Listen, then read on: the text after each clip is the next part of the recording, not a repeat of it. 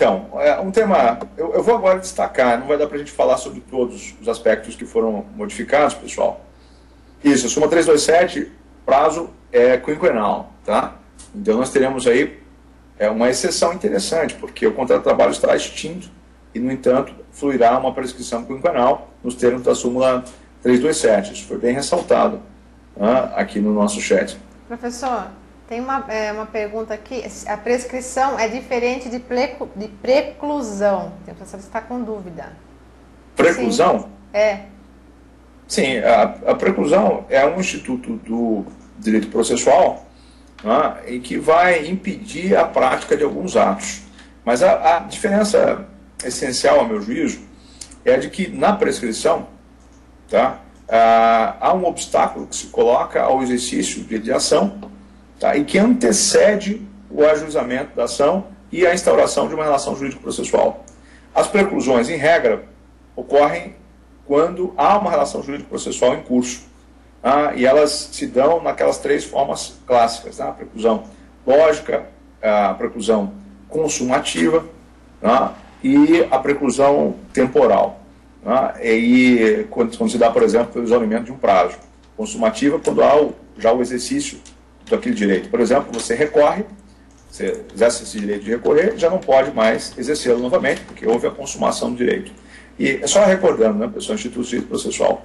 E a preclusão, que ficou faltando a lógica, assim, há uma incompatibilidade entre um ato que foi exercido e um ato subsequente. Por exemplo, você pratica um ato que é incompatível com o direito de recorrer. Você paga a dívida, depois de uma decisão contra a parte, você paga a dívida, e aí há uma preclusão lógica entre o direito de recorrer e esta que foi uma espécie de aquiescência. Não sei se ficou claro, pessoal, mas há uma diferença considerável entre esses dois institutos. A prescrição é a perda de uma pretensão, de um direito de ação, como preferem outros, por conta do decurso de um prazo. Já a preclusão pode se manifestar nessas três diferentes possibilidades aí. Ok, professor. Totalmente captado. Perfeito. Honorários advocatícios, pessoal, um tema interessante, polêmico, e que reclamava já de algum tempo uma revisão da jurisprudência do TST. Infelizmente, a revisão foi bastante tímida nesse aspecto. Vamos lembrar aqui que estava em discussão, pessoal. Na Justiça do Trabalho, o principal ponto que nós temos é o seguinte: os honorários só são devidos quando há o atendimento a duas condições cumulativas, dois requisitos. O primeiro desses requisitos é a concessão dos benefícios da justiça gratuita. E o segundo, assistência sindical. Então, para você ter direito na Justiça do Trabalho aos honorários advocatícios, não basta a mera sucumbência, como ocorre no processo civil. Além disso, você tem que ter os benefícios da justiça gratuita e ser assistido por um sindicato. Isso está onde, pessoal? Nas súmulas 219, 329 do TST, assim como na orientação jurisprudencial número 305 da STI 1. Todas do TST. Muito bem. E aí sempre se discutiu, poxa, mas por que privar o advogado desse que é um direito que está relacionado ao seu papel vital como agente imprescindível para a realização da justiça? Está lá no artigo 133 da Constituição Federal, que é imprescindível. Muito bem. O TST, nesse caso, ficou um pouco de mãos atadas diante do que é a previsão expressa da Lei 5584 de 1970. O TST, aliás, está nesse dilema existencial, pessoal. Fica oscilando entre a atuação como legislador positivo e a atuação como legislador negativo. Então, muitos ministros entendem que o TST deveria suprir a inércia do legislador, criando efetivamente novas regras, enquanto outros ministros, por exemplo, o ministro Ives Gandra, entende que não, a gente tem os limites da legislação posta. Muito bem, pessoal. A Lei 5584 é que estabelece esses requisitos que foram interpretados pela jurisprudência do TST nesse sentido. Tem que ter benefícios gratuitos e ser assistido pelo sindicato. O que mudou, pessoal? O que mudou na nossa jurisprudência? Bom, mudaram fundamentalmente dois aspectos. A primeira mudança é a seguinte: foi incorporada à súmula 219 do TST a previsão de honorários advocatícios em caso de dissídios decorrentes de relações não empregatícias. Com a ampliação da competência material da Justiça do Trabalho, com a emenda 45 de 2004, a Justiça do Trabalho passou a julgar diversos conflitos que não decorriam necessariamente de uma relação de emprego. A Justiça do Trabalho passou a ser competente para julgar a relação de trabalho no sentido amplo. E aí vários conflitos vieram passaram a ser examinados pela Justiça do Trabalho. Então, diante disso, pessoal, o TST editou uma instrução normativa, a número 27, para estabelecer que algumas regras processuais trabalhistas sofreriam algumas peculiaridades ou alguns ajustes no caso desses conflitos decorrentes de relações não empregatícias, que passaram a ser julgados na Justiça do Trabalho. São dois exemplos, essencialmente. Custas pro rata, que passaram a ser admitidas, e honorários advocatícios. O que aconteceu em relação aos honorários? Então, quando nós estamos diante de um conflito decorrente de uma relação de trabalho não empregatícia, os honorários são devidos, tal como no processo civil, em razão da mera sucumbência. Muito bem, isso que estava na Instrução Normativa número 27 veio a compor agora o item 3 da súmula 219, que explicitou o seguinte: são devidos honorários advocatícios nas causas em que o ente sindical figure como substituto processual, que era uma outra discussão que eu não vou entrar aqui agora, e nas lides que não derivem da relação de emprego, que é esse ponto que estava na IN número 27 do TST. Tá certo, pessoal? E um segundo ponto relevante que mudou na nossa jurisprudência, 219, foi uma inversão de sinal. Antes se dizia que não era cabível a condenação em honorários advocatícios em ação rescisória. E agora se passou a dizer exatamente o oposto. Está no item 2 da súmula. É cabível a condenação ao pagamento de honorários advocatícios em ação rescisória no processo trabalhista. Certinho, pessoal? Não esqueçam de fazer uma leitura depois, para quem está se preparando para concursos mais próximos, dessa tabelinha que eu coloquei no final do artigo, pessoal, que sumariza os principais pontos que foram alterados, porque há alguns aspectos que eu infelizmente não vou ter condições de comentar nessa noite de hoje, embora gostasse muito se eu pudesse, eu ficaria aqui a noite inteira com vocês. Não sei se vocês teriam paciência. A gente vai marcar uma madrugada com o professor, então. Já que o professor gosta de ficar na madrugada, a gente vai marcar uma madrugada trabalhista, professor. Olha, que professor, porque todo mundo, o pessoal que está prestando concurso tem insônia, né? Até sonha, né, com o concurso. Tá certo. Eu espero que quem tiver dificuldade para dormir, é só me ouvir um pouco mais, que daqui a pouco passa. Porque que o pessoal falou que não sai daqui enquanto o professor não fala tchau, de jeito nenhum, que não sai por nada, professor. Pode ficar à vontade. Tá legal. Então vamos lá, pessoal. Vamos ver só mais alguns pontos. Vamos lá. Uma outra alteração relevante, pessoal, foi a que ocorreu na súmula 74 do TST. Essa súmula sofreu duas alterações. Uma alteração de forma, pouco significativa e essencialmente cosmética, a gente pode dizer, depurando um defeito terminológico que havia, e uma alteração mais significativa e substancial que ocorreu com a introdução do item 3 na súmula 74. Essa súmula 74 trata das repercussões da ausência da parte à audiência inaugural. O que acontece, pessoal? Como todos nós sabemos, a audiência inaugural deve comparecer pessoalmente as duas partes, reclamante e reclamado. Qual é a consequência? Bom, a consequência é diferente, como vocês sabem, dependendo de quem é que falta. Se é um empregador que falta, revelia, confissão ficta.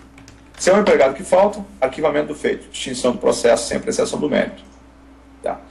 Muito bem. Agora, no caso de uma audiência em prosseguimento, se o juiz eventualmente determinar que as duas partes sejam presentes, para serem ouvidas, por exemplo, e combinar,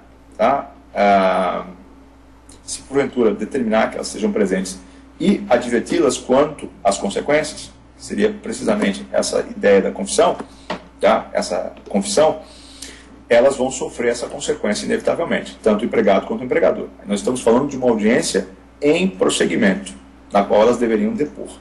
A consequência vai ser essa. O que mudou no item 1? Simplesmente, pessoal, se retirou a expressão pena do item dizia-se, aplica-se a pena de confissão à parte que... Hoje diz simplesmente, aplica-se a confissão. Porque de acordo com a doutrina e a jurisprudência, enfim, vocês nessa altura estão carecas de saber que confissão não é pena. Tá? É uma espécie de consequência processual, que nesse caso decorre da ausência das partes. Tá certo? Exatamente, não se utiliza mais a expressão pena. Tá? Agora, no item 3 da súmula, o que mudou? Foi introduzida a seguinte alusão, que eu já vou passar a explicar. A vedação à produção de prova posterior pela parte confessa, somente a ela se aplica, não afetando o exercício pelo magistrado do poder dever de conduzir o processo. É a própria ideia do princípio inquisitório, que orienta não só o processo de trabalho, mas qualquer ramo processual. Então, é o seguinte, pessoal, se porventura a parte não comparecer à audiência nesses termos e for reputada confessa, isso não impede que o magistrado, nosso amigo Rogério, aí, se eventualmente tiver dúvidas e ainda não estiver convicto na direção das alegações de qualquer das partes, ele pode determinar que seja colhida alguma prova que reputar relevante. Tá? Então, aqui é a ideia mesmo de livre convicção racional que o magistrado pode conduzir. Aí aqui, pessoal, acontecem episódios surreais. Eu costumo ilustrar as minhas aulas com muitas anedotas. Por conta da minha experiência no TST, quase 10 anos, eu já vi de tudo, viu, Tânia, lá? Desde espólio, que pediu reintegração. Olha essa, o espólio, só um parênteses aqui para vocês não dormirem, pessoal. Um empregado sofreu um acidente de trabalho e, infelizmente, morreu. Tá? Um acidente de trabalho. Eu sei que o que eu vou falar parece cômico, mas, obviamente, a gente tem que ressalvar que houve uma tragédia. O empregado faleceu, certo? O empregado faleceu, o que aconteceu? Ele era dirigente sindical. Daí veio uma ação trabalhista em que o espólio, literalmente, pessoal, acreditem que eu estou falando, pedia a reintegração do decujus. Estava como um dos itens dos pedidos. Tá? Reintegração do decujus, imaginem isso. Então tem de tudo no justiça de trabalho. Por exemplo, tem o sujeito que veio a juízo dizendo que trabalhava 24 horas por dia. Tá? E aí, por que ele dizia isso? Durante 3 anos o cara trabalhava 24 horas por dia. Mais ou menos como a gente aqui, vocês concurseiros, todo mundo trabalha. Brincadeira. Mas o sujeito dizia que trabalhava 24 horas por dia, não dormia nunca e tal. Enfim, o juiz perguntou para ele por que ele disse isso. Porque a empresa não compareceria à audiência, e seria reputada confessa. Ou porque a empresa não tinha os cartões de ponto. Seja como for, meus caros, o fato de haver uma presunção de veracidade aí, que é obviamente relativa, não impede que ela seja afastada por uma prova de sentido contrário. Então a ideia aqui é de que o juiz possa valer-se de outros elementos para formar a sua convicção. Isso é cada vez mais relevante, de acordo com a nova dinâmica processual, e não só no processo de trabalho, como todos nós sabemos. Bom, então essa foi a ideia por trás desse novo item aqui da súmula que eu acabei de comentar. Tá? Eu gostaria de passar a um último aspecto a respeito do direito processual ao trabalho. Tá? Na verdade, 2. Deixa eu comentar rapidinho 2, que são as súmulas 426 e 427. Tá? Exatamente, Lucas. A ideia de primazia da realidade é particularmente relevante no caso do processo de trabalho. Tá?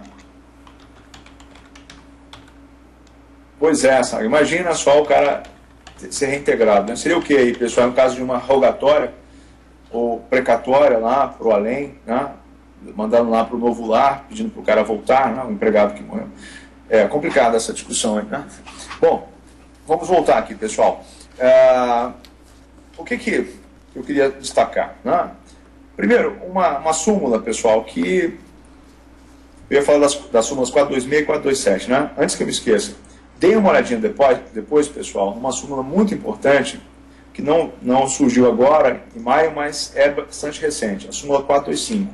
Ela trata do ius postulandi, da capacidade postulatória que pode ser exercida diretamente pelas partes. Tá? Só vai poder ser exercido nas instâncias ordinárias, nunca para recursos dirigidos ao TST, tá? E não vai poder ser utilizada essa capacidade postulatória direta, ius postulandi, para ação rescisória, ação cautelar e mandado de segurança. Tá? Guardem isso, depois deem uma olhadinha na súmula 425. Fecha parênteses. Agora sim, vamos falar das súmulas 426 e 427. São dois aspectos bastante casuísticos e pontuais. O primeiro deles trata de uma questão bastante recorrente lá no TST, que é a questão do depósito recursal. Tá? Não sei se vocês já se deram conta disso. Eu costumo dizer nas minhas aulas de processo de trabalho que aquele princípio da informalidade, sabe o princípio da informalidade, pessoal? Que é um princípio muito conhecido de processo de trabalho, que tem muita relação com a própria origem da justiça do trabalho no nosso país. Muito bem, esse princípio da informalidade, que decorre do fato de que as próprias partes podem litigar em juízo sem advogado, esse princípio vai sofrendo uma espécie de rarefação, como o ar que o alpinista respira ao escalar uma montanha. Então, a informalidade vai desaparecendo na medida em que o processo avança em direção às instâncias superiores, até quase desaparecer quando chega ao ápice da justiça do trabalho, que é o TST. Então, pessoal, quando vocês estiverem fazendo uma prova de concurso, estiverem diante de uma afirmação que parecer a vocês extremamente rigorosa do ponto de vista processual, tá? Essa afirmação tende a ser verdadeira. Tá? Então, quando você estiver diante de uma assertiva que é tratar um rigor formal excessivo, ou que te parecer excessivo, tá? A jurisprudência TST tende a ressaltar. Por quê, pessoal? Bom, há vários motivos. Um deles é o que alguns qualificam como uma espécie de jurisprudência defensiva do TST. O TST estabelecendo inúmeros obstáculos processuais para que os recursos não sejam conhecidos. Isso, naturalmente, não é proposital. Os recursos extraordinários, recursos de natureza especial, extraordinário, são recursos muito técnicos, difíceis mesmo, como o caso do recurso de revista, o recurso especial, o recurso extraordinário.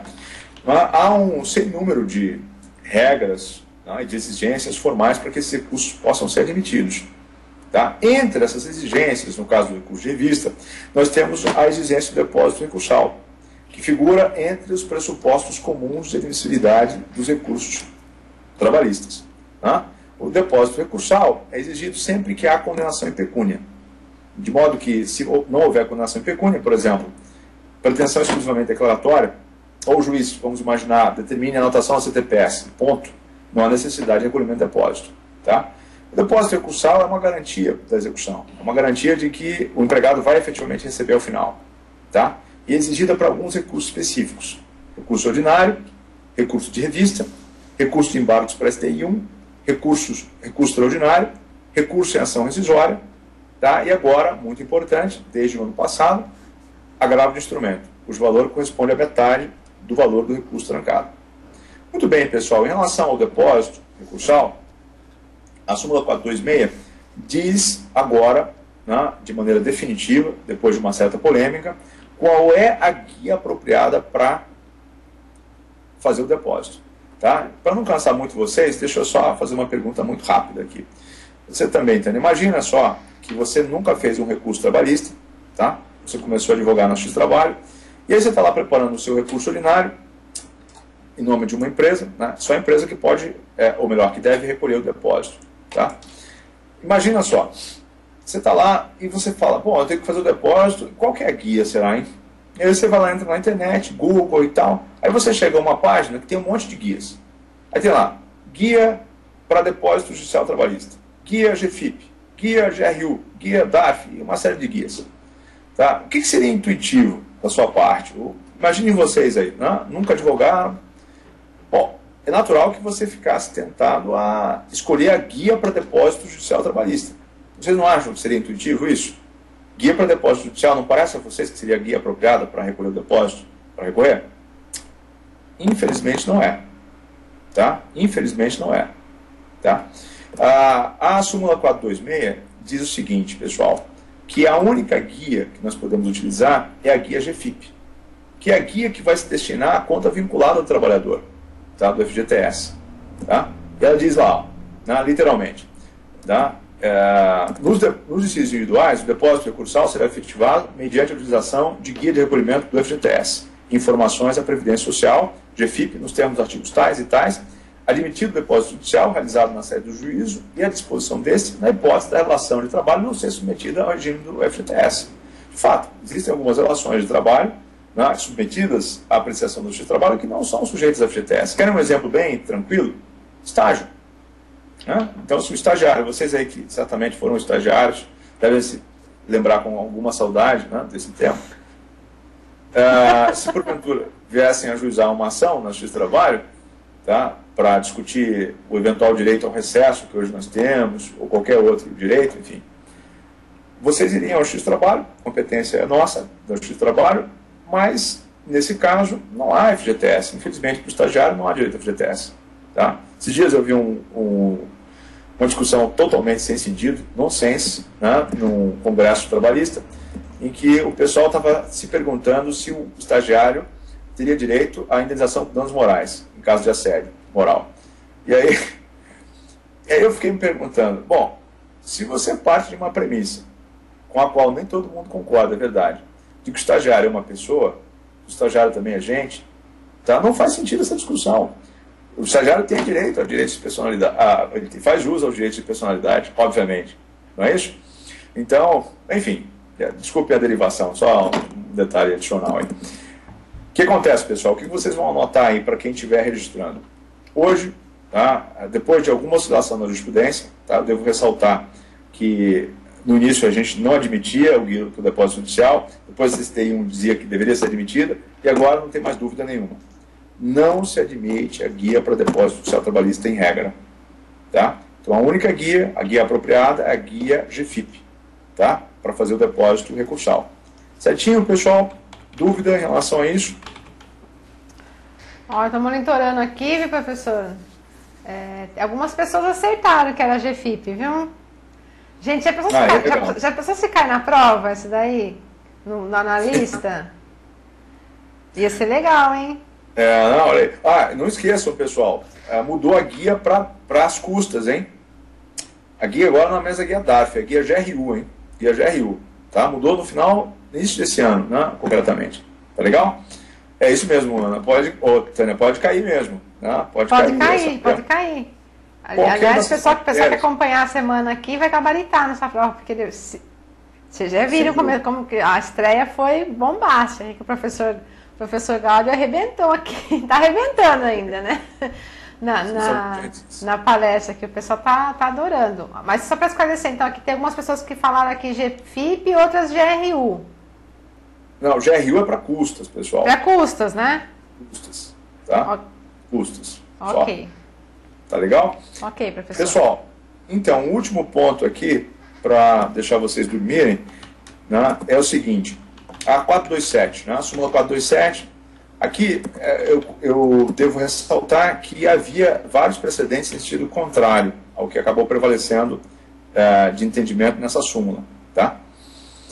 O que acontece? Imagine que haja, numa procuração, diversos advogados que possam militar na defesa dos interesses da parte naquele feito. Tá? Muito bem. Se houver na petição que apresenta essa procuração ou uma posterior petição, um pedido para que a citação ocorra no nome específico de um desses advogados, tá? O que acontece se, porventura, a intimação ocorrer no nome diverso desse indicado na petição? Tá? Antes, havia vários precedentes dizendo que não teria importância, não acarretaria nulidade. O que importaria era citar o nome de algum dos integrantes da procuração. Hoje, já não há mais dúvida, a 427 diz o oposto. Há nulidade. Nos seguintes termos: havendo pedido expresso de que as intimações e publicações sejam realizadas exclusivamente em nome de determinado advogado, a comunicação em nome de outro profissional constituído nos autos é nula, salvo se constatada, naturalmente, a inexistência de prejuízo. Né? O velho princípio pas de nullité sans griffe, que está no artigo 794 da CLT. Se não houver prejuízo, não há nulidade. Tá? Pessoal, olha, eu acho que nós poderíamos ressaltar alguns outros aspectos, mas essencialmente o que eu teria de dizer a vocês de recado seria isso. Tá? 3 últimos pontinhos, muito rápido, para vocês guardarem aí, pessoal. Jurisprudência avulsa do TST não está simulada, mas vai virar o J em breve. Tá? Estou acompanhando a jurisprudência do TST e o trabalho da Comissão de Jurisprudência. O que vai acontecer é o seguinte: multa do artigo 475J, tá? Anotem aí. o TST entende que não é aplicável, por enquanto, a multa do artigo 475J. Tá? Acompanha, entretanto, um projeto que acabou de ser apresentado pelo TST, acabou de ser encaminhado para o Congresso Nacional, tá? Estabelecendo novas regras de execução trabalhista. Tá? E, de acordo com esse projeto, tá? Haveria a possibilidade de aplicação do CPC sempre que se mostrasse uma medida mais eficiente do que a aplicação das normas da CLT. Tá? Fazendo homenagem aqui às chamadas lacunas, né? Ontológica e axiológica. Tá? Expressões cunhadas lá pela Maria Helena Diniz. Tá? Não vamos entrar em detalhes. Por enquanto, só registrem aí. A jurisprudência do TST entende que não é aplicável a multa do 475J no processo de trabalho. Tá? Segundo, pessoal, não se aplica a prescrição de ofício também ao processo de trabalho. Tá? Jurisprudência quase consensual do TST. Tá joia? E terceiro, pessoal, jurisprudência que está se consolidando. Não sei se vai virar o J tão cedo, mas está se consolidando. Responsabilidade objetiva, a aplicação da responsabilidade objetiva prevista no artigo 944 do Código Civil no direito do trabalho. O TST está entendendo possível quando há atividade de risco. Exemplo emblemático, transporte de valores. Então, se um empregado sofre um assalto, ele está lá dentro do carro-cofre, que foi o último caso que eu peguei. Sofreu um assalto e veio a falecer, tá? Vítima desse assalto. Responsabilidade objetiva do empregador é aplicável ao Código Civil. Pessoal, vamos fechar então por aqui. Eu gostaria de agradecer enormemente a Tânia pelo convite, a presença de todos que me honraram com a sua paciência até esse momento. Tá? E eu espero que seja, de fato, uma primeira oportunidade de uma série de outras que virão adiante. E eu fiquei muito satisfeito com a experiência, acho muito gratificante, né? O retorno, o feedback excelente do pessoal. Vocês podem contar comigo, né? Eu sou aqui de Brasília, né? Mas eu tenho viajado bastante pelo país. Eu, na quarta-feira, vou a São Paulo, vou estar na Escola Superior de Advocacia de São Paulo, e tenho ido todas as quartas-feiras para lá, né? Porque eu estou coordenando um curso sobre advocacia nos tribunais superiores. Né? É um curso modular que está... Tânia, posso fazer uma propaganda rápida? Eu ia falar agora que o professor fazer sim a propaganda, com certeza. É um curso, pessoal, que eu estou coordenando, dando orientações estratégicas, especialmente para advogados que tenham interesse em militar nos tribunais superiores.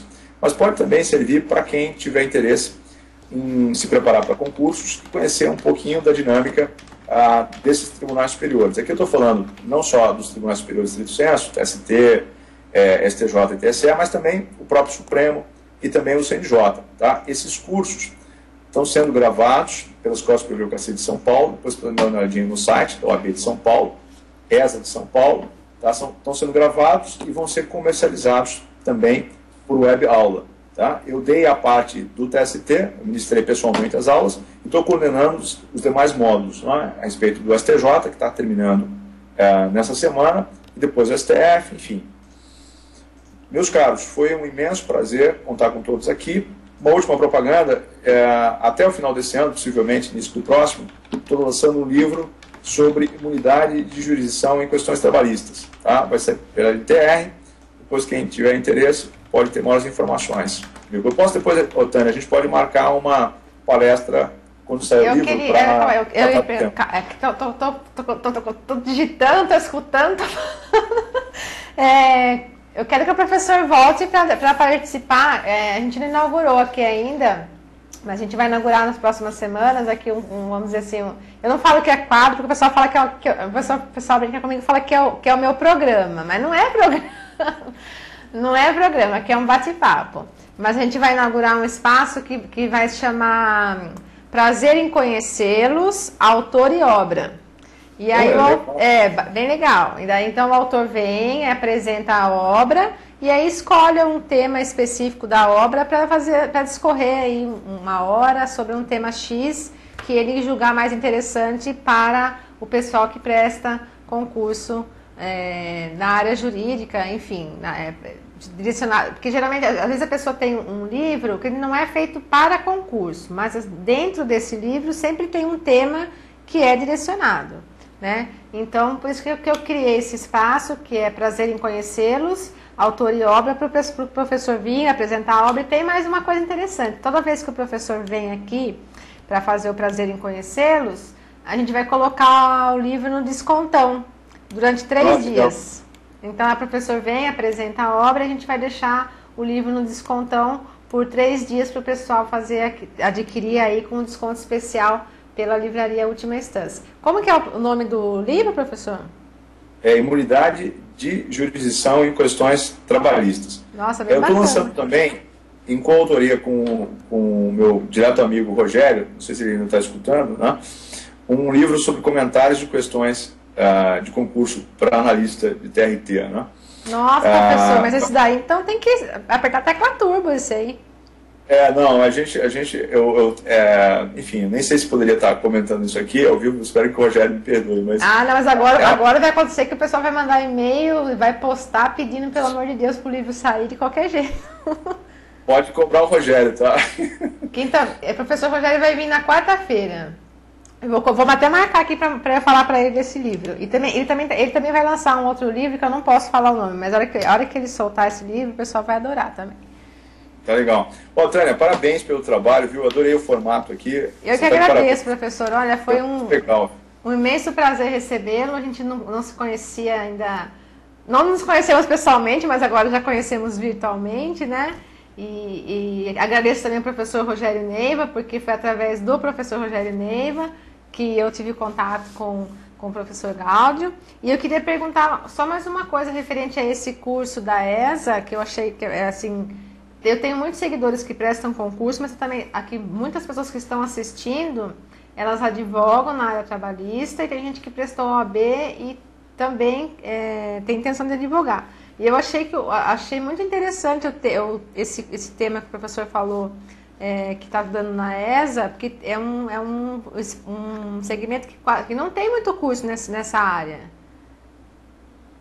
De fato, tribunais superiores, pessoal, agora com a possibilidade do processo eletrônico, você pode advogar nos tribunais superiores de qualquer lugar do país, né? Basta que você tenha um certificado digital. Então, conhecer a dinâmica desses tribunais é muito relevante. E você pode oferecer, dentro da sua carta de produtos do escritório, uma advocacia perante esses tribunais, que é muito valorizada, e existem pouquíssimos profissionais habilitados a atuar. Então, se vocês estiverem advogando, quem tiver aí interesse nisso, vale a pena investir. Uma outra coisa que eu já esquecendo, eu criei, até por conta da minha participação no Jurisprudência e Concurso, um perfil no Facebook, tá? Tem gente perguntando aí contato. Eu vou mostrar aqui depois, no próprio perfil do professor, eu até vou colocar aqui, vou colocar aqui na frente do professor, vou mostrar aqui, ó, pessoal, aqui vocês entram aqui nos convidados, ok? Aí vocês entram aqui o professor está cadastrado como direito do trabalho e processo do trabalho. Vocês vão entrar aqui, ó, tá vendo? O primeiro já é o professor. Aqui, ó, já aqui dentro do espaço do professor já tem o Twitter dele, o Facebook dele, ok? Não sei se ele tem mais alguns outros artigos em outros lugares. Pode falar, professor, se tiver algum lugar que tem acesso a algum artigo, material que o professor disponibiliza. Tânia, na verdade, sempre que eu publicar alguma coisa, eu vou colocar também lá no site, Jurisprudência e Concurso. Então, vocês não se preocupem que eu vou procurar fazer isso. Infelizmente, nesses últimos meses, eu não tive condições de trabalhar em artigos pontuais, né? Eu estive me dedicando a algumas produções específicas, né? Especialmente livros. Então, eu não tenho produzido muito nesses últimos meses em relação a artigos. Mas tudo que eu vier a escrever vai ser colocado lá. Deixa eu fazer a propósito só um comentário. Eu tive com o pessoal dos recursos humanos da TST e eles me disseram, tá, ainda não há nada confirmado, mas que existe uma grande chance de haver concurso para o Tribunal Superior do Trabalho. Tá? O edital, segundo se especula, deve ser lançado no final do próximo ano. De analista.